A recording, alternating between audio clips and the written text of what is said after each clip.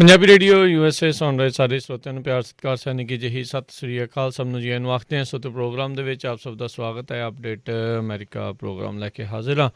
ਮੇਰੇ ਨਾਲ ਜੁੜ ਚੁੱਕੇ ਨੇ ਸੈਨ ਹੋਜ਼ੇ ਤੋਂ ਹਰਜੋਤ ਸਿੰਘ ਖਾਲਸਾ ਜੀ। ਨੂੰ ਸਵਾਗਤ ਹੈ। ਸਤਿ ਸ੍ਰੀ ਅਕਾਲ।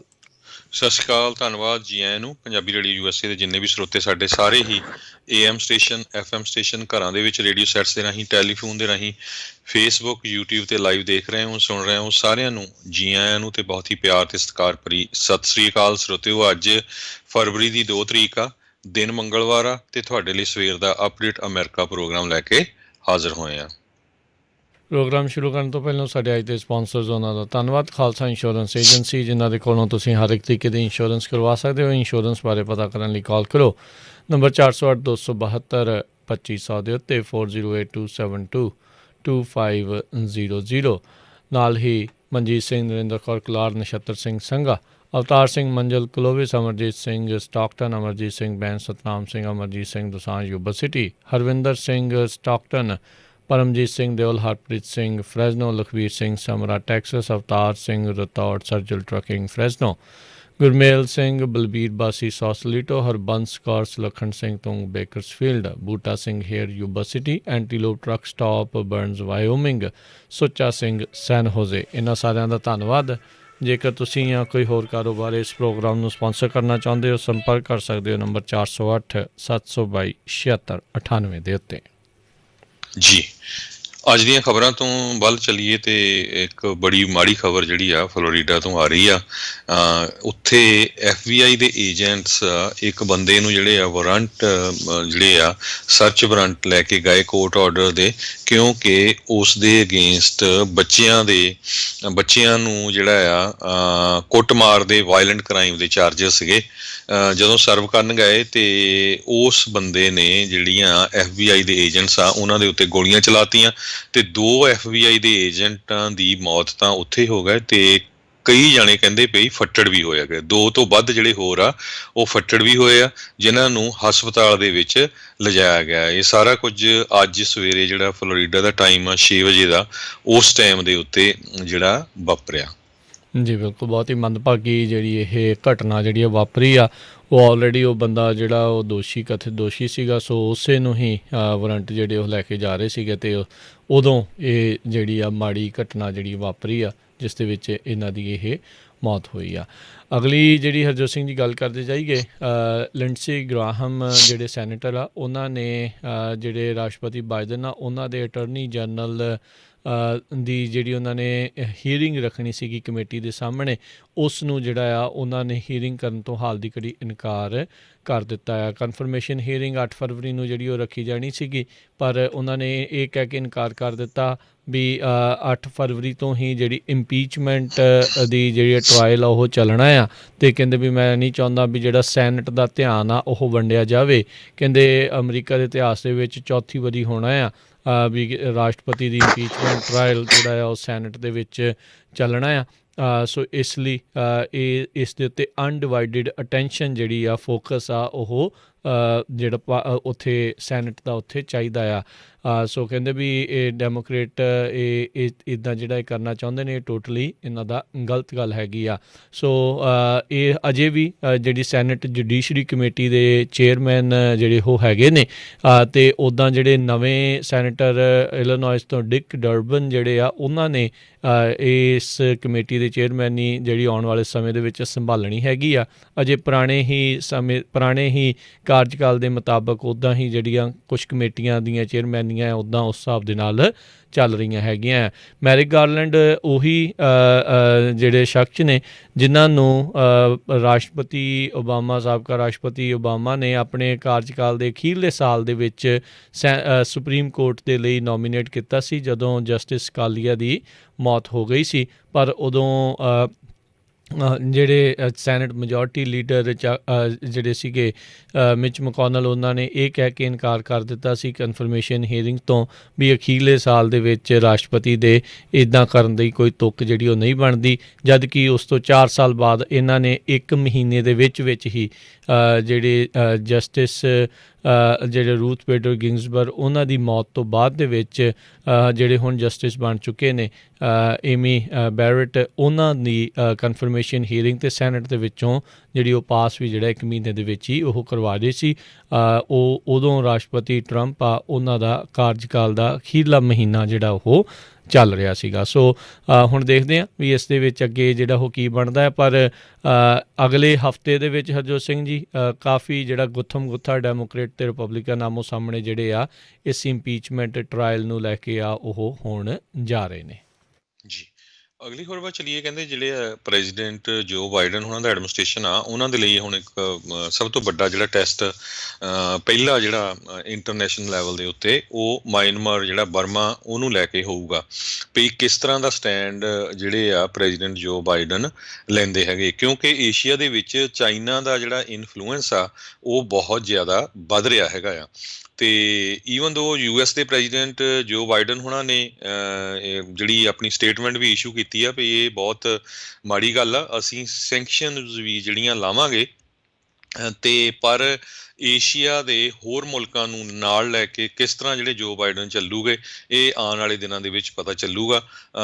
ਆਲਰੇਡੀ ਕੈਨੇਡਾ ਨੇ ਤਾਂ UK ਨੇ ਤੇ ਆਸਟ੍ਰੇਲੀਆ ਨੇ ਕਹਿਤਾ ਵੀ ਅਸੀਂ USA ਦੇ ਨਾਲ ਰਲ ਕੇ ਜਿਹੜੀਆਂ ਸੈਂਕਸ਼ਨਸ ਆ ਉਹ ਮਿਆਂਮਾਰ ਦੇ ਉੱਤੇ ਲਾਵਾਂਗੇ, ਜਿੱਥੇ ਕਿ ਮਿਲਟਰੀ ਨੇ ਟੇਕ ਓਵਰ ਕਰ ਲਿਆ ਹੈਗਾ ਆ।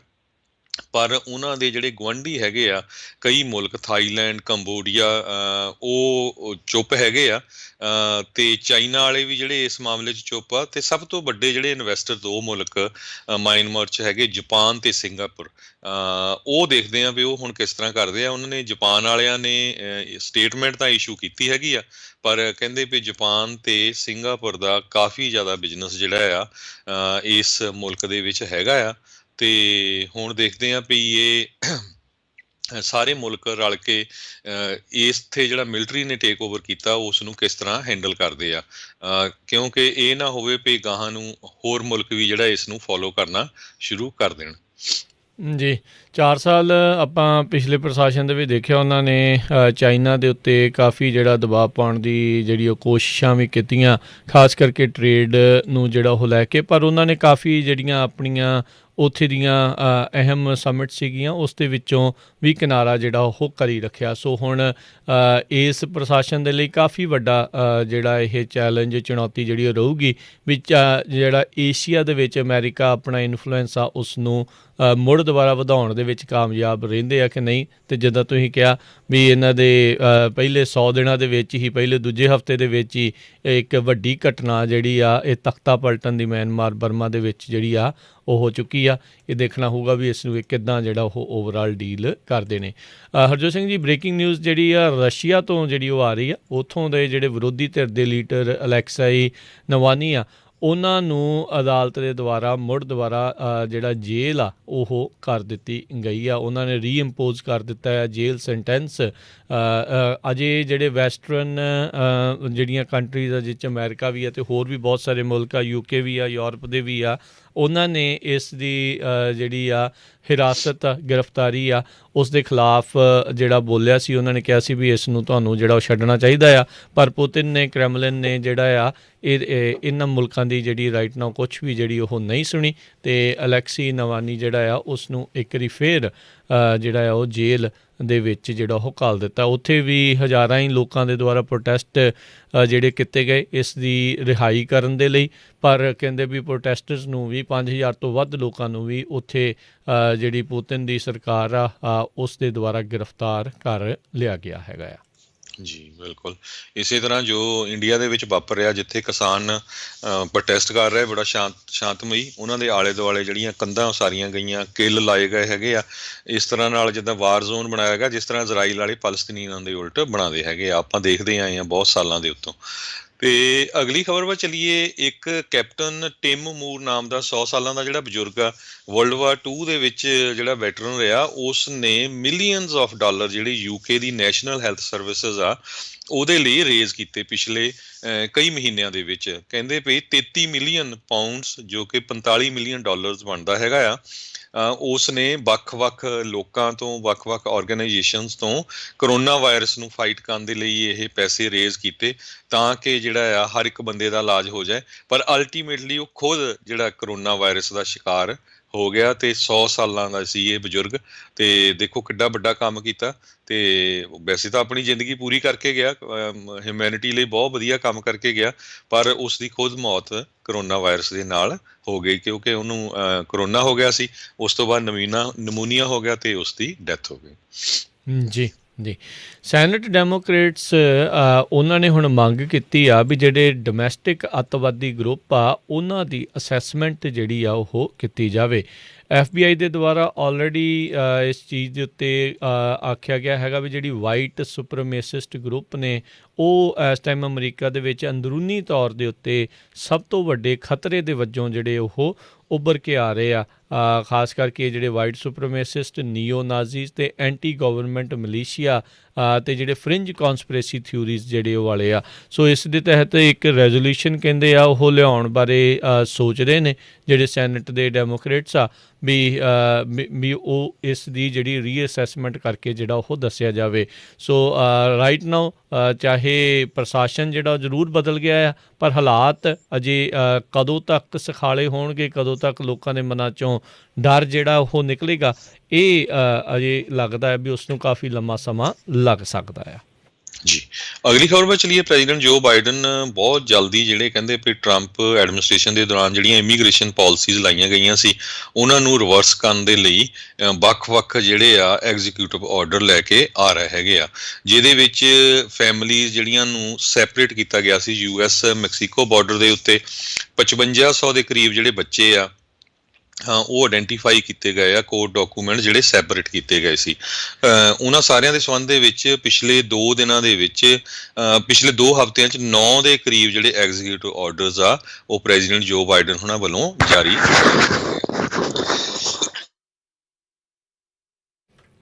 ਜੀ ਬਿਲਕੁਲ। ਉਹਨਾਂ ਦਾ ਜਿਹੜਾ ਪਹਿਲਾ ਐਗਜ਼ੀਕਿਊਟਿਵ ਆਰਡਰ ਸੀ 100 ਦਿਨਾਂ ਦੇ ਲਈ ਇਮੀਗ੍ਰੇਸ਼ਨ ਦੀ ਡੈਪੂਟੇਸ਼ਨਾਂ ਦੇ ਉੱਤੇ ਰੋਕ ਦੇ ਨੂੰ ਲੈ ਕੇ, ਉਸ ਦੇ ਉੱਤੇ ਤਾਂ ਬਲੋਕ ਜਿਹੜੇ ਇੱਕ ਜੱਜ ਨੇ ਜਿਹੜਾ ਉਹ ਲਾ ਦਿੱਤਾ ਸੀ। ਸੋ ਇਹ ਦੇਖਣਾ ਹੋਊਗਾ ਵੀ ਆਉਣ ਵਾਲੇ ਸਮੇਂ ਦੇ ਵਿੱਚ ਇਹਨਾਂ ਦੇ ਨਵੇਂ ਜਿਹੜੇ ਇਮੀਗ੍ਰੇਸ਼ਨ ਆਰਡਰਸ ਜਿਹੜੇ ਆ ਉਸ ਦੇ ਉੱਤੇ ਕੀ ਜਿਹੜਾ ਉਹ ਬਣਦਾ ਹੈਗਾ ਆ। ਸੋ ਕਾਫੀ ਚੁਣੌਤੀਆਂ ਵਾਲਾ ਸਮਾਂ ਜਿਹੜਾ ਰਹਿਣ ਵਾਲਾ। ਜਿੱਦਾਂ ਆਪਾਂ ਸ਼ਨੀਚਰਵਾਰ ਨੂੰ ਵਿਸ਼ੇਸ਼ ਤੌਰ ਦੇ ਉੱਤੇ ਇਮੀਗ੍ਰੇਸ਼ਨ ਦਾ ਜਿਹੜਾ ਪ੍ਰੋਗਰਾਮ ਕਰਦੇ ਹਾਂ ਉਸ ਦੇ ਵਿੱਚ ਇਮੀਗ੍ਰੇਸ਼ਨ ਦੇ ਅਟਰਨੀ ਜੇ ਟੇਰਕੀਆਣਾ ਹੁਣੇ ਜਿਹੜੇ ਆਉਂਦੇ ਨੇ ਉਹ ਆਪਾਂ ਨੂੰ ਲੇਟੈਸਟ ਜਾਣਕਾਰੀਆਂ ਦੇ ਬਾਰੇ ਜਿਹੜੀ ਆ ਉਹ ਇਤਲਾਹ ਜਿਹੜੀ ਉਹ ਦਿੰਦੇ ਆ। ਅਤੇ ਉਹ ਜਿੱਦਾਂ ਉਹ ਵੀ ਦੱਸ ਰਹੇ ਸੀਗੇ ਵੀ ਐਡਾ ਸੁਖਾਲਾ ਜਿਹੜਾ ਉਹ ਕੰਮ ਨਹੀਂ ਹੁੰਦਾ ਜਿੱਦਾਂ ਉਹਨਾਂ ਨੂੰ ਚੇਂਜ ਕਰਨ ਦੇ ਵਿੱਚ ਸਮਾਂ ਜਿਹੜਾ ਉਹ ਲੱਗਾ ਸੀਗਾ।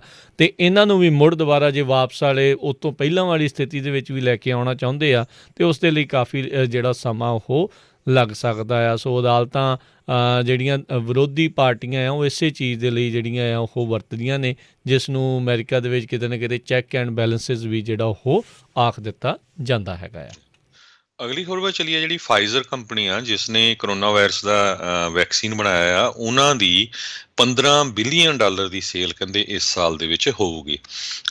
ਬਹੁਤ ਜਗ੍ਹਾ ਦੇ ਉੱਤੇ ਤਾਂ ਜਿਹੜੇ ਇਹ ਵੈਕਸੀਨ ਆ ਉਹ ਸਾਰੇ ਲਗਭਗ ਮੈਜੋਰਟੀ 'ਚ ਫ੍ਰੀ ਲਾਏ ਜਾ ਰਹੇ ਆ, ਪਰ ਜਿਹੜੀਆਂ ਗਵਰਨਮੈਂਟ ਆ ਉਹ ਇਹਨਾਂ ਨੂੰ ਕੰਪਨਸੇਟ ਕਰ ਰਹੀ ਆ। ਚੌਥੇ ਕੁਆਰਟਰ ਦੇ ਵਿੱਚ ਫਾਈਜ਼ਰ ਨੇ ਜਿਹੜਾ COVID-19 ਦਾ ਵੈਕਸੀਨ ਜਿਹੜੀ ਦੂਸਰੀ ਕੰਪਨੀ ਹੈਗੀ ਬਾਇਓਨਟੈਕ ਉਹਦੇ ਨਾਲ ਰਲ ਕੇ ਬਣਾਇਆ ਸੀ ਅਤੇ ਉਹਨਾਂ ਨੇ $154 ਮਿਲੀਅਨ ਦੀ ਸੇਲ ਜਿਹੜੀ ਚੌਥੇ ਕੁਆਰਟਰ ਦੇ ਵਿੱਚ ਪਿਛਲੇ ਸਾਲ ਕੀਤੀ ਆ।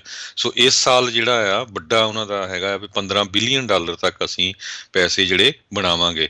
ਸੋ ਕੰਪਨੀ ਨੇ ਇਹ ਕਿਹਾ ਵੀ ਓਵਰਆਲ ਸਾਨੂੰ $3.10 ਤੋਂ ਲੈ ਕੇ $3.20 ਤੱਕ ਜਿਹੜਾ ਆ ਇੱਕ ਵੈਕਸੀਨ ਦਾ ਜਿਹੜਾ ਪ੍ਰੋਫਿਟ ਹੁੰਦਾ ਹੈਗਾ ਆ।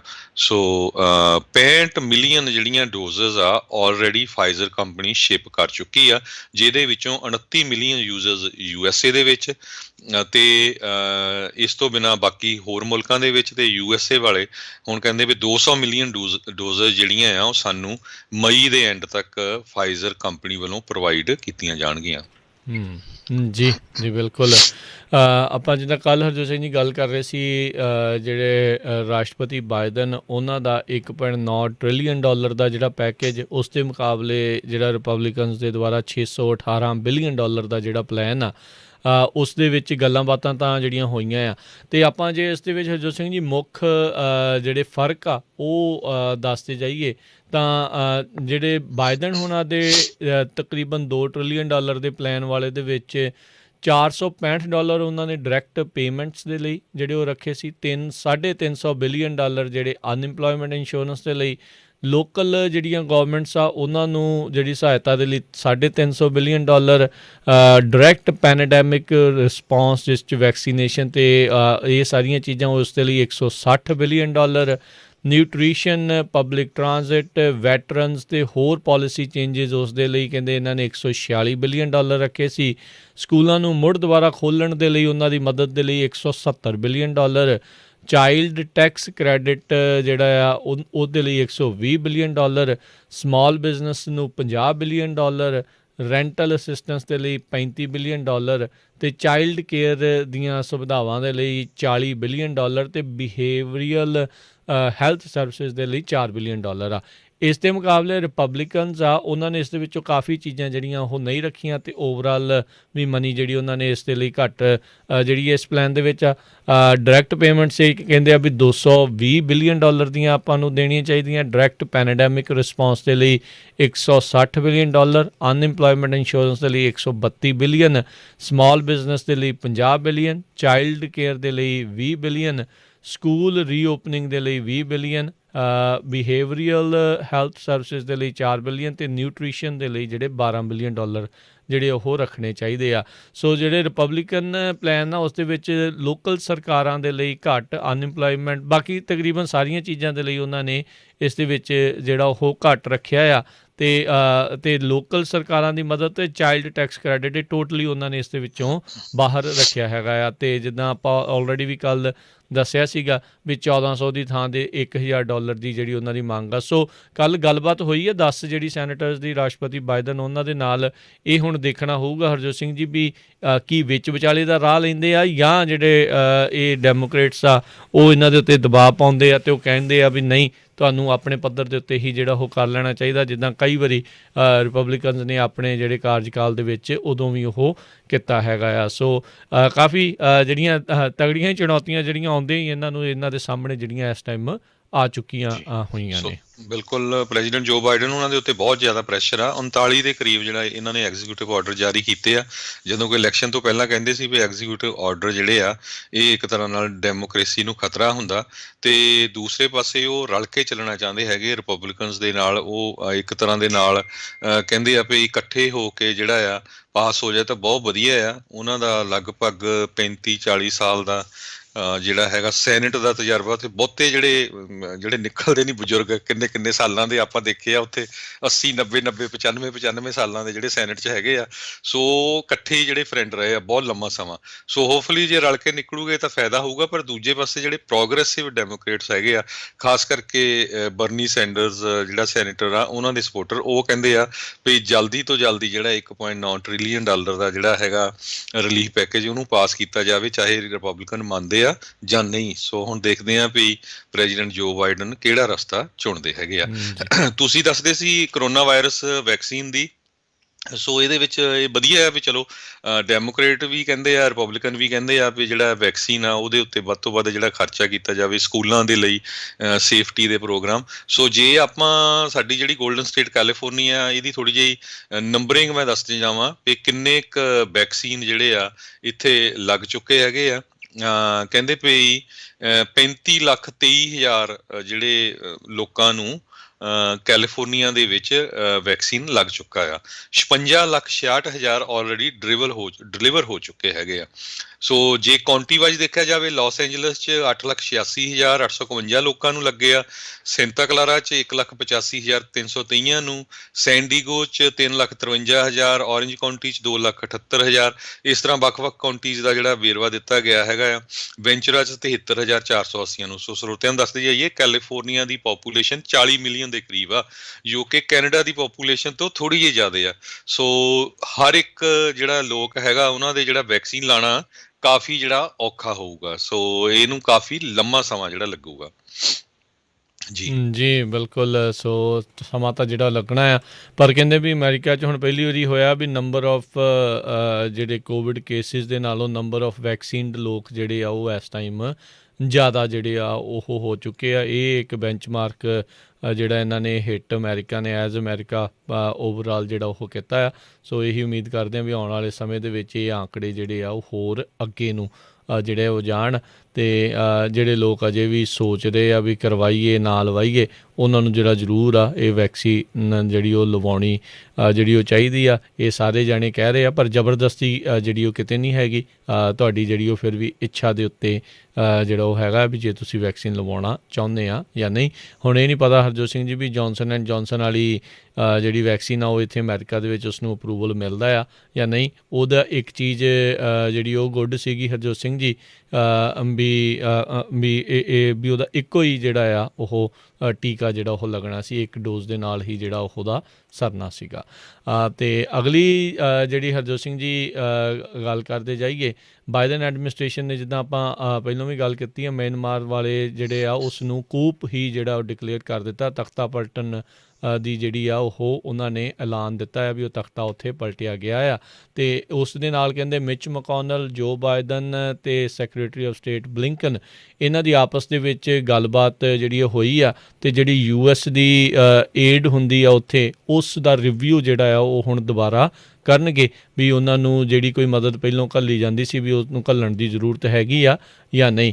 ਸੋ ਸੈਨੇਟ ਦੇ ਜਿਹੜੇ ਮਿਨੋਰਟੀ ਲੀਡਰ ਮਿਚ ਮਕੌਨਲ ਆ, ਉਹਨਾਂ ਨੇ ਰਾਸ਼ਟਰਪਤੀ ਦੇ ਨਾਲ ਇਸ ਬਾਬਤ ਜਿਹੜੀ ਆ ਉਹ ਹੁਣ ਗੱਲਬਾਤ ਕੀਤੀ ਹੈਗੀ ਆ। ਅਤੇ ਮਿਚ ਮਕੌਨਲ ਨੇ ਕਿਹਾ ਆ ਵੀ ਇਹ ਜਿਹੜਾ ਮਿਲਟਰੀ ਕੂ ਹੋਇਆ ਆ ਇਹ ਡੈਮੋਕ੍ਰੇਸੀ ਦੇ ਉੱਤੇ ਹਮਲਾ ਆ, ਪਲੇਨ ਐਂਡ ਸਿੰਪਲ। ਜੀ, ਸੋ ਆਪਾਂ ਇੱਕ ਬ੍ਰੇਕ ਲੈਂਦੇ ਹਾਂ। ਬ੍ਰੇਕ ਤੋਂ ਬਾਅਦ ਹੋਰ ਕੀ ਕੁਝ ਵਾਪਰਿਆ ਆਪਣੇ ਮੁਲਕ 'ਚ ਉਹ ਤੁਹਾਡੇ ਨਾਲ ਸਾਂਝਾ ਕਰਦੇ ਹਾਂ।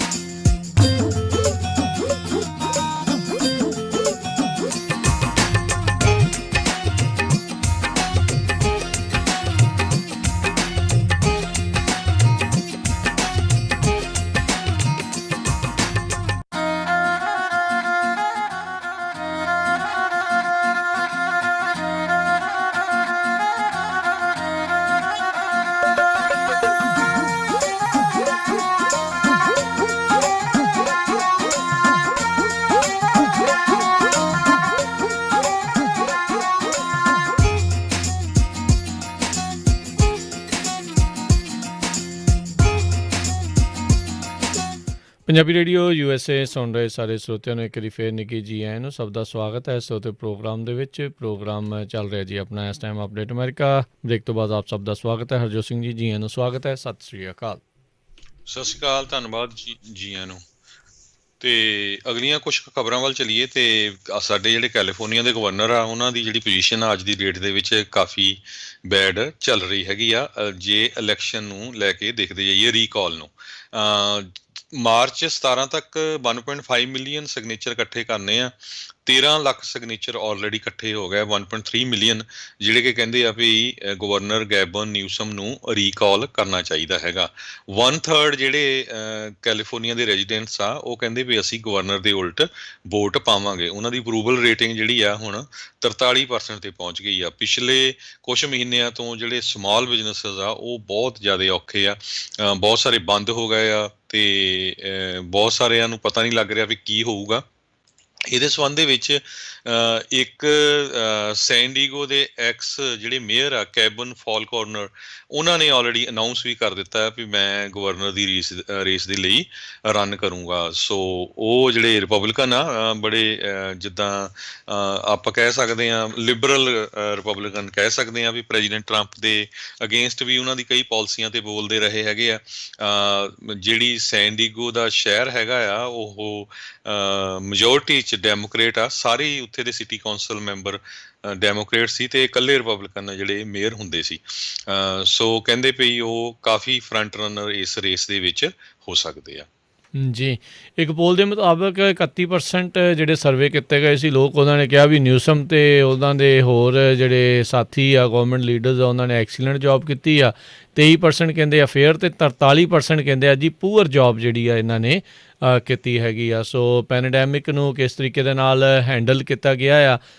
ਜੇ ਫੈਡਰਲ ਸਰਕਾਰ ਦੇ ਵਿੱਚ ਰਾਸ਼ਟਰਪਤੀ ਟਰੰਪ ਨੂੰ ਇਸ ਦੇ ਲਈ ਜ਼ਿੰਮੇਵਾਰ ਜਿਹੜਾ ਉਹ ਮੰਨਿਆ ਜਾ ਰਿਹਾ, ਤੇ ਬਿਲਕੁਲ ਜਿਹੜੇ ਵੀ ਸੂਬੇ ਦੇ ਵਿੱਚ ਹੈਗੇ ਆ ਉੱਥੋਂ ਦੇ ਲੀਡਰਸ ਨੂੰ ਵੀ ਇਸ ਦੇ ਲਈ ਨਾਲ ਦੇ ਨਾਲ ਜ਼ਿੰਮੇਵਾਰੀ ਜਿਹੜੀ ਉਹ ਚੁੱਕਣੀ ਚਾਹੀਦੀ ਆ ਤੇ ਉਹਨਾਂ ਦੇ ਉੱਤੇ ਜ਼ਿੰਮੇਵਾਰੀ ਜਿਹੜੀ ਉਹ ਪਾਉਣੀ ਚਾਹੀਦੀ ਆ। ਸੋ ਜਿੱਦਾਂ ਤੁਸੀਂ ਕਿਹਾ ਵੀ 45-46% ਜਿਹੜੇ ਆ ਉਹਨਾਂ ਦਾ ਅਪਰੂਵਲ ਰੇਟਿੰਗ ਜਿਹੜਾ ਉਹ ਰਹਿ ਗਿਆ ਆ। ਸੋ ਲੈਟਸ ਸੀ ਵੀ ਇਹਨਾਂ ਦੇ ਵਿੱਚ ਕਿੰਨੇ ਜਿਹੜੇ ਲੋਕ ਆ ਉਹ ਆਉਂਦੇ ਆ ਤੇ ਜਦੋਂ ਰੀਕਾਲ ਹੁੰਦੀ ਆ ਤੇ ਫਿਰ ਅੱਗੇ ਜੇ ਰੀਕਾਲ ਵਾਲੇ ਤੱਕ ਜਿਹੜੀ ਉਹ ਬਣਦੀ ਆ ਤੇ ਫਿਰ ਅੱਗੇ ਜਿਹੜਾ ਉਹ ਕੀ ਬਣਦਾ ਆ। ਤੇ ਜਿਹੜੇ ਇਹਨਾਂ ਦੇ ਵਿਰੋਧੀ ਇਸ ਟਾਈਮ ਉਹਨਾਂ ਨੇ ਕੈਂਪੇਨ ਆਲਰੇਡੀ ਆਪਣਾ ਐਲਾਨ ਦਿੱਤਾ ਆ ਵੀ ਉਹ ਕਿਹੜੀ ਚੀਜ਼ ਜਿਹੜੀ ਇਹਨਾਂ ਤੋਂ ਬਿਹਤਰ ਜਿਹੜਾ ਆ ਉਹ ਕਰ ਸਕਣਗੇ, ਕੀ ਲੋਕਾਂ ਨੂੰ ਜਿਹੜੇ ਭਰੋਸੇ ਆ ਉਹ ਦਵਾ ਸਕਣਗੇ। 40 ਮਿਲੀਅਨ ਪਾਪੂਲੇਸ਼ਨ ਵਾਲਾ ਕੈਨੇਡਾ ਦੀ ਪਾਪੂਲੇਸ਼ਨ ਤੋਂ ਜ਼ਿਆਦਾ ਪਾਪੂਲੇਸ਼ਨ ਵਾਲਾ ਇਕੱਲਾ ਹੀ ਜਿਹੜਾ ਇਹ ਸੂਬਾ ਹੈਗਾ ਆ। ਤੇ ਸਭ ਨੂੰ ਹੀ ਪਤਾ ਆ ਵੀ ਇੱਥੇ ਬਹੁਤ ਵੱਡੀਆਂ ਪ੍ਰੋਬਲਮਸ ਲੰਮੇ ਸਮੇਂ ਤੋਂ ਜਿਹੜੀਆਂ ਉਹ ਚੱਲਦੀਆਂ ਆ ਰਹੀਆਂ ਆ। ਤੇ ਹਾਲ ਦੀ ਘੜੀ ਵੀ ਕੋਈ ਰਿਪਬਲਿਕਨ ਜਿਹੜਾ ਆ ਉਹ ਗਵਰਨਰ ਆ ਜਾਊਗਾ ਇਸ ਦੇ ਚਾਂਸਿਸ ਘੱਟ ਆ, ਪਰ ਕੀ ਕੋਈ ਮੋਡਰੇਟ ਡੈਮੋਕਰੇਟ ਜਿਹੜਾ ਉਹ ਆ ਕੇ ਇਸ ਦਾ ਕੋਈ ਹੁਲੀਆ ਜਿਹੜਾ ਉਹ ਬਦਲ ਸਕੇ, ਇਹ ਜਿਹੜਾ ਉਹ ਦੇਖਣ ਵਾਲੀ ਗੱਲ ਰਹੂਗੀ। ਜੀ, ਅਗਲੀ ਖਬਰ ਵੱਲ ਚਲੀਏ। ਜਿਹੜੀ ਟੈਸਲਾ ਕੰਪਨੀ ਆ ਉਹ 1,35,000 ਦੇ ਕਰੀਬ ਆਪਣੀਆਂ ਜਿਹੜੀਆਂ ਕਾਰਾਂ ਆ ਮਾਡਲ ਐਸ ਤੇ ਮਾਡਲ ਐਕਸ ਉਹਨਾਂ ਨੂੰ ਰੀਕਾਲ ਕਰ ਰਹੀ ਹੈਗੀ ਆ, ਕਿਉਂਕਿ ਜਿਹੜੀ national highway traffic safety administration ਆ ਉਹਨਾਂ ਨੇ ਇਹ ਕਿਹਾ ਸੀ ਵੀ ਇਹਦੇ ਵਿੱਚ ਸੇਫਟੀ ਇਸ਼ੂ ਹੈਗਾ ਆ। ਸੋ ਇਸ ਨੂੰ ਜਿਹੜਾ ਫਿਕਸ ਕੀਤਾ ਜਾਣਾ ਚਾਹੀਦਾ। ਸੋ ਉਹਦੇ ਵੱਲ ਦੇਖਦੇ ਹੋਏ ਟੈਸਲਾ ਵਾਲਿਆਂ ਨੇ ਆਪਣੇ 1,45,000 ਦੇ ਕਰੀਬ ਜਿਹੜੇ ਉਹਨਾਂ ਦੇ ਕਸਟਮਰ ਆ ਜਿਨ੍ਹਾਂ ਨੇ ਇਹ ਕਾਰਾਂ ਬਾਈ ਕੀਤੀਆਂ ਉਹਨਾਂ ਤੋਂ ਉਹ ਰੀਕਾਲ ਕਰਕੇ ਉਹਨਾਂ ਨੂੰ ਫਿਕਸ ਕਰਕੇ ਜਿਹੜੀਆਂ ਵਾਪਸ ਦੇਣਗੇ। ਜੀ ਬਿਲਕੁਲ। ਅਤੇ ਕੋਵਿਡ ਦੇ ਉੱਤੇ ਜੇ ਆਪਾਂ ਹਰਜੋਤ ਸਿੰਘ ਜੀ ਅਪਡੇਟ ਕਰਦੇ ਜਾਈਏ, ਆંકੜੇ ਜਿਹੜੇ ਅਜੇ ਵੀ ਉੱਤੇ ਹੀ ਜਿਹੜੇ ਉਹ ਚੱਲ ਰਹੇ ਹੈਗੇ ਨੇ। ਸੋ ਉਹ ਤਾਂ ਹੁਣ ਸਟੇ ਐਟ ਹੋਮ ਆਰਡਰ ਜਿਹੜੇ ਆ ਉਸ ਨੂੰ ਹਟਾ ਦਿੱਤਾ ਗਿਆ ਆ, ਜਿਸ ਕਰਕੇ ਆਪਾਂ ਦੇਖਿਆ ਆ ਵੀ ਹੁਣ ਕਈ ਥਾਵਾਂ ਦੇ ਉੱਤੇ ਭੀੜ ਜਿਹੜੀ ਆ ਉਹ ਵਧੀ ਹੈਗੀ ਆ। ਪਰ ਇਹ ਆ ਵੀ ਜੇ ਭੀੜ ਵਧੀ ਆ ਤਾਂ ਉਨੇ ਹੀ ਜ਼ਿਆਦਾ ਪ੍ਰੀਕੋਸ਼ਨਸ ਆ ਉਸ ਨੂੰ ਦੁਬਾਰਾ ਜਿਹੜਾ ਆ ਉਹ ਲੈਣ ਦੀ ਜ਼ਰੂਰਤ ਹੈਗੀ ਆ। ਜਿਹੜੀ ਸਰੀਰਕ ਦੂਰੀਆਂ ਜਿਹੜੀਆਂ ਆ ਉਹ ਬਣਾ ਕੇ ਰੱਖੋ, ਮਾਸਕ ਵਗੈਰਾ ਪਹਿਨ ਕੇ ਰੱਖੋ, ਇਸ ਚੀਜ਼ ਦੀ ਜਿਹੜੀ ਉਹ ਜ਼ਰੂਰੀ ਹੈਗੀ ਆ। ICUs ਦੀ ਕਪੈਸਿਟੀ ਅਜੇ ਵੀ ਜਿਹੜੀ ਉਹ ਘੱਟ ਹੀ ਜਿਹੜੀ ਉਹ ਚੱਲ ਰਹੀ ਹੈਗੀ ਆ। ਸੋ ਕਿਉਂਕਿ ਫਿਰ ਇਹਦੇ ਕਰਕੇ ਜਿੱਦਾਂ ਆਪਾਂ ਪਹਿਲਾਂ ਵੀ ਦੱਸਦੇ ਰਹੇ ਹਾਂ ਵੀ ਸਮੱਸਿਆ ਜਿਹੜੀ ਆਉਂਦੀ ਹੈ ਵੀ ਜਿਹੜਾ ਕੋਈ ਹੋਰ ਬਿਮਾਰੀ ਦੇ ਨਾਲ ਵੀ ਪਰੇਸ਼ਾਨ ਹੈਗਾ ਆ ਉਸ ਨੂੰ ਵੀ ਜਿਹੜੀ ਫਿਰ ਇੱਥੇ ਸਹਾਇਤਾ ਮਿਲਣੀ ਉਸ ਦੇ ਲਈ ਕਾਫੀ ਮੁਸ਼ਕਿਲਾਂ ਜਿਹੜੀਆਂ ਉਹ ਆ ਜਾਂਦੀਆਂ ਨੇ। ਸੋ ਆਪਣੇ ਆਪ ਨੂੰ ਘਰਾਂ 'ਚ ਬੈਠੇ ਬਜ਼ੁਰਗਾਂ ਨੂੰ ਜਿਨ੍ਹਾਂ ਨੂੰ ਹੈਲਥ ਕੰਡੀਸ਼ਨਸ ਹੈਗੀਆਂ ਆ ਉਹਨਾਂ ਨੂੰ ਬਚਾਉਣ ਦੇ ਲਈ ਧਿਆਨ ਜਿਹੜਾ ਆ ਉਹ ਜ਼ਿਆਦਾ ਰੱਖੋ, ਪ੍ਰੀਕਾਸ਼ਨਸ ਜਿਹੜੇ ਆ ਉਹ ਜ਼ਿਆਦਾ ਲੈ ਕੇ ਰੱਖੋ। ਜੀ, ਅਗਲੀ ਖਬਰ ਵੱਲ ਚਲੀਏ। ਜਿਸ ਤਰ੍ਹਾਂ ਆਪਾਂ ਜੇ ਇੰਡੀਆ ਦੀ ਗੱਲਬਾਤ ਕਰਦੇ ਜਾਈਏ, ਕਿਸਾਨਾਂ ਦੇ ਨਾਲ ਉੱਥੇ ਕਿੰਨਾ ਧੱਕਾ ਹੋ ਰਿਹਾ। ਵੱਖ-ਵੱਖ ਪਹਿਲਾਂ ਉਹਨਾਂ ਨੂੰ ਕੋਈ ਖਾਲਿਸਤਾਨੀ, ਕੋਈ ਕਾਮਰੇਡ, ਕੋਈ ਕੁਛ ਡਿਫਰੈਂਟ ਨੈਕਸਲਾਈਟ ਡਿਫਰੈਂਟ ਤਰ੍ਹਾਂ ਦੇ ਨਾਂ ਦਿੱਤੇ ਜਾ ਰਹੇ ਸੀ। ਉਹ ਤੋਂ ਬਾਅਦ ਹਰਿਆਣੇ ਦੇ ਵਿੱਚ ਨਹਿਰ ਨੂੰ ਲੈ ਕੇ ਮਸਲਾ ਸ਼ੁਰੂ ਕਰ ਦਿੱਤਾ ਗਿਆ ਬੀਜੇਪੀ ਨੂੰ। ਸੋ ਵੱਖ-ਵੱਖ ਤਰ੍ਹਾਂ ਦੇ ਨਾਲ ਉਹਨਾਂ ਨੂੰ ਡਿਸਕ੍ਰੈਡਿਟ ਕਰਨ ਦੀ ਜਿਹੜੀ ਕੋਸ਼ਿਸ਼ ਕੀਤੀ ਗਈ ਨਿਸ਼ਾਨ ਸਾਹਿਬ ਲਾਉਣ ਤੋਂ ਬਾਅਦ ਹੋਰ ਮੀਡੀਆ ਵੱਲੋਂ। ਹੁਣ ਇੱਕ ਨਵੀਂ ਖਬਰ ਆ ਰਹੀ ਆ ਵੀ ਮੇਘਾਲਿਆ ਦੇ ਵਿੱਚ ਤੁਹਾਨੂੰ ਸਾਰਿਆਂ ਨੂੰ ਯਾਦ ਹੋਊਗਾ ਸ਼ਿਲੌਂਗ ਦੇ ਵਿੱਚ ਜਿਹੜਾ ਸਿੱਖ ਆ ਉੱਥੇ ਇੱਕ ਕਲੋਨੀ ਆ ਹਰੀਜਨ ਕਲੋਨੀ ਕਰਕੇ।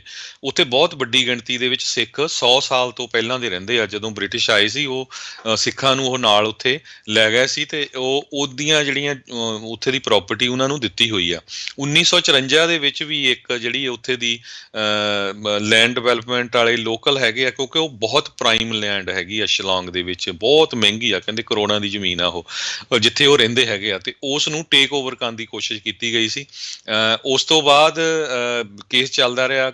2018 ਦੇ ਵਿੱਚ ਵੀ ਜਿਹੜਾ ਆ ਉੱਥੇ ਬਹੁਤ ਜ਼ਿਆਦਾ ਕਮਿਊਨਲ ਕਲੈਸ਼ ਹੋਇਆ। ਉਹਨਾਂ ਨੇ ਜਿੱਦਾਂ ਅਟੈਕ ਕੀਤੇ, ਜਿੱਦਾਂ ਪਿੱਛੇ ਸਿੱਖਾਂ ਦੇ ਉੱਤੇ ਹੋਏ ਆ ਬੀਜੇਪੀ ਦੇ ਗੁੰਡਿਆਂ ਵੱਲੋਂ, ਉੱਦਾਂ ਹੀ ਉਹਨਾਂ ਦੇ ਉੱਤੇ ਅਟੈਕ ਕੀਤਾ ਗਿਆ ਸੀ। ਉਹ ਤੋਂ ਬਾਅਦ ਜਿਹੜਾ ਆ ਫਿਰ ਕੁਛ ਸ਼ਾਂਤ ਹੋਇਆ ਸੀ, ਪੰਜਾਬ ਵਾਲਿਆਂ ਨੇ ਸਾਰਿਆਂ ਨੇ ਰੌਲਾ ਪਾਇਆ ਸੀ।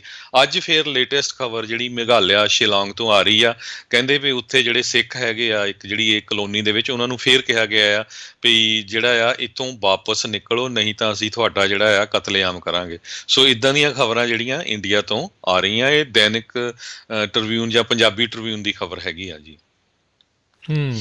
ਜੀ ਬਿਲਕੁਲ। ਗੁਜਰਾਤ ਦੇ ਵਿੱਚ ਵੀ ਇੱਦਾਂ ਹੀ ਜਿਹੜਾ ਉੱਥੋਂ ਦੇ ਜਿਹੜੇ ਸਿੱਖ ਕਿਸਾਨਾਂ ਦੇ ਨਾਲ ਧੱਕਾ ਦੀਆਂ ਜਿਹੜੀਆਂ ਖਬਰਾਂ ਆ ਕੁਛ ਵਰੇ ਪਹਿਲਾਂ ਜਿਹੜੀਆਂ ਉਹ ਆਈਆਂ ਸੀ, ਉਹ ਅਜੇ ਵੀ ਉਹਨਾਂ ਦੇ ਜਿਹੜੇ ਮਸਲੇ ਉੱਦਾਂ ਹੀ ਜਿਹੜੇ ਉਹ ਚੱਲ ਰਹੇ ਹੈਗੇ ਆ। ਸੋ ਇਹ ਹੁਣ ਦੇਖਦੇ ਹਾਂ ਹਰਜੋਤ ਸਿੰਘ ਜੀ ਵੀ ਕੀ ਜਿਹੜਾ ਇਸ ਦੇ ਵਿੱਚ ਇਹ ਬਣਦਾ ਆ। ਸੈਕਰਾਮੈਂਟੋ ਕਾਉਂਟੀ ਦੇ ਵਿੱਚ ਜਿਹੜੇ 65 ਸਾਲ ਜਾਂ ਉਸ ਤੋਂ ਵੱਧ ਦੀ ਉਮਰ ਵਾਲੇ ਆ ਉਹ ਹੁਣ ਵੈਕਸੀਨ ਦੇ ਲਈ ਜਿਹੜੇ ਆ ਉਹ ਕਹਿੰਦੇ ਸਾਈਨ ਅਪ ਕਰ ਸਕਦੇ ਨੇ। ਸੋ ਇਹ ਜਿਹੜਾ ਨਵਾਂ ਫੇਜ਼ ਆ ਉੱਥੇ ਸ਼ੁਰੂ ਹੋਇਆ ਆ। ਹੈਲਥ ਅਫੀਸ਼ੀਅਲ ਜਿਹੜੇ ਉਹਨਾਂ ਨੇ ਦੱਸਿਆ ਆ ਵੀ 2 ਲੱਖ ਤੋਂ ਵੱਧ ਸੀਨੀਅਰ ਸੈਕਰਾਮੈਂਟੋ ਕਾਉਂਟੀ ਦੇ ਵਿੱਚ ਰਹਿੰਦੇ ਨੇ, ਅਤੇ ਪਰ ਸ਼ਾਟਸ ਦੀ ਜਿਹੜੀ ਆ ਉਹਨਾਂ ਨੂੰ ਵੈਕਸੀਨ ਦੀ ਜਿਹੜੀ ਉਹ ਕਮੀ ਚੱਲ ਰਹੀ ਆ। ਸੋ ਕਿਤੇ ਨਾ ਕਿਤੇ ਹਰਜੋਤ ਸਿੰਘ ਜੀ ਪਿੱਛੋਂ ਹੀ ਜਿਹੜੇ ਵੈਕਸੀਨਸ ਆ ਉਹ ਅਜੇ ਉਨੀ ਰਫਤਾਰ ਦੇ ਨਾਲ, ਉਨੀ ਤੇਜ਼ੀ ਦੇ ਨਾਲ ਜਿਹੜੇ ਆ ਸੂਬਿਆਂ ਤੱਕ ਪਹੁੰਚ ਜਿਹੜੇ ਉਹ ਨਹੀਂ ਰਹੇ ਹੈਗੇ, ਜਿਸ ਕਰਕੇ ਵੈਕਸੀਨ ਲੱਗਣ ਦੀ ਜਿਹੜੀ ਸਪੀਡ ਆ, ਰਫਤਾਰ ਆ, ਉਹ ਧੀਮੀ ਗਤੀ ਦੇ ਨਾਲ ਜਿਹੜੀ ਉਹ ਚੱਲ ਰਹੀ ਆ। ਸੋ ਉਮੀਦ ਇਹੀ ਆ ਵੀ ਇਸ ਨੂੰ ਜਿਹੜਾ ਜਲਦੀ ਤੋਂ ਜਲਦੀ ਜਿਹੜਾ ਸਟਰੀਮਲਾਈਨ ਕੀਤਾ ਜਾਵੇ, ਤਾਂ ਜੋ ਜਿੰਨੀ ਜਲਦੀ ਲੋਕ ਹਰਜੋਤ ਸਿੰਘ ਜੀ ਵੈਕਸੀਨੇਟ ਜਿਹੜੇ ਹੋ ਜਾਣਗੇ, ਉਨੀ ਜਲਦੀ ਜਿਹੜਾ ਸਾਰਾ ਕੁਛ ਆ ਮੁੜ ਦੁਬਾਰਾ ਰੀਓਪਨਿੰਗ ਵੱਲ ਨੂੰ, ਚੱਜ ਦੇ ਨਾਲ ਰੀਓਪਨਿੰਗ ਵੱਲ ਨੂੰ ਜਿਹੜਾ ਉਹ ਹੋ ਸਕੇਗਾ, ਜਿਸ ਦੇ ਵਿੱਚ ਕਰਕੇ ਮੁੜ ਕੇ ਨਹੀਂ ਤਾਂ ਫਿਰ ਇਹੀ ਡਰ ਰਹਿੰਦਾ ਆ ਵੀ ਮੁੜ ਦੁਬਾਰਾ ਫਿਰ ਆ ਜਾਣਾ, ਫਿਰ ਸਟੇ ਐਟ ਹੋਮ ਆਰਡਰ ਨਾ ਆ ਜਾਣ, ਫਿਰ ਰੌਲਾ ਰੱਪਾ ਜਿਹੜਾ ਆ ਉਹ ਨਾ ਪੈ ਜਾਵੇ ਜੀ। ਸੋ ਸਾਡਾ ਖਬਰਾਂ ਦਾ ਸਮਾਂ ਵੀ ਸਮਾਪਤੀ ਵਾਲਾ। ਇੱਕ ਵਾਰੀ ਫੇਰ ਜਿਸ ਤਰ੍ਹਾਂ ਆਪਾਂ ਕੱਲ੍ਹ ਤੋਂ ਬੇਨਤੀ ਕਰਦੇ ਆ ਰਹੇ ਹਾਂ ਵੀ ਜਿਹੜੇ ਕਿਸਾਨ ਉੱਥੇ ਆਪਣੇ ਹੱਕ ਦੇ ਲਈ ਲੜ ਰਹੇ ਆ, ਉਹਨਾਂ ਦੇ ਸੰਬੰਧ ਦੇ ਵਿੱਚ ਬਹੁਤ ਸਾਰੇ ਮੀਡੀਆ ਵਾਲੇ ਵੀ, ਬਹੁਤ ਸਾਰੇ ਇੰਡੀਵਿਜੂਅਲ ਲੋਕ ਵੀ ਵੱਖ-ਵੱਖ ਤਰ੍ਹਾਂ ਦੀਆਂ ਜਿਹੜੀਆਂ ਪੋਸਟਾਂ ਪਾਉਂਦੇ ਹੈਗੇ ਆ, ਜਿਹਦੇ ਕਰਕੇ ਇੰਡੀਆ ਦੀ ਗੌਰਮੈਂਟ ਵੱਲੋਂ ਉੱਥੇ ਜਿਹੜੇ 250 ਦੇ ਕਰੀਬ ਜਿਹੜੇ ਟਵਿੱਟਰ ਦੇ ਅਕਾਊਂਟ ਆ, ਫੇਸਬੁੱਕ ਦੇ, ਹੋਰ ਸੋਸ਼ਲ ਮੀਡੀਆ ਦੇ ਅਕਾਊਂਟਸ ਬੰਦ ਕਰਵਾਏ ਗਏ ਆ।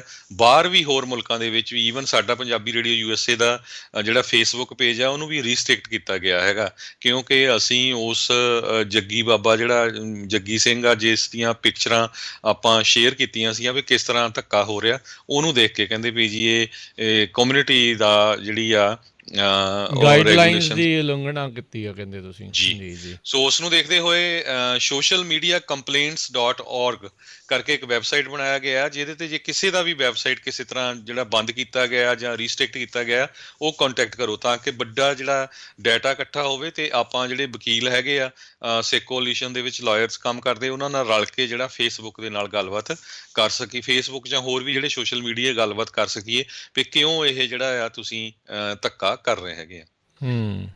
ਜੀ ਜੀ ਬਿਲਕੁਲ।